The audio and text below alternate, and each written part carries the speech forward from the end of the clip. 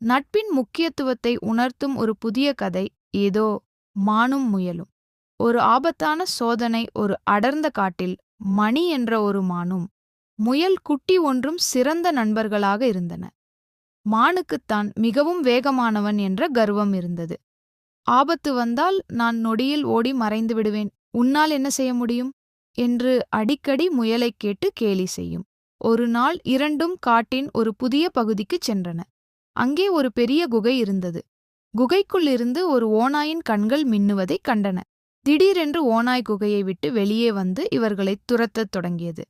மான் தனது வேகத்தை பயன்படுத்தி தன் நண்பன் முயலைப் பற்றி கவலைப்படாமல் மின்னல் வேகத்தில் ஓடி ஒரு புதருக்குப் பின் மறைந்து கொண்டது. பாவம் முயல்.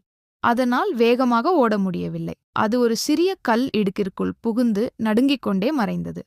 ஓநாய் மானை தேடி ஓடிவிட்டது. சிறிது நேரம் கழித்து மான் வெளியே வந்து, பார்த்தாயா என் வேகத்தை? நான் தப்பித்து விட்டேன். நீ எப்படி இருக்கிறாய் என்று கேட்டது. அதற்கு முயல் அமைதியாகச் சொன்னது, உன் வேகம் உன்னை காப்பாற்றியது உண்மைதான். ஆனால் ஆபத்து நேரத்தில் உன் நண்பனை தனியே விட்டுச் சென்ற உன்னுடைய அந்த வேகம் எனக்குத் தேவையில்லை. தன் தவறை உணர்ந்த மான் இனி யாரையும் கேலி செய்ய மாட்டேன் என்றும் உண்மையான நண்பனாக இருப்பேன் என்றும் உறுதி பூண்டது. நீதி: ஆபத்தில் உதவுபவனே உண்மையான நண்பன்.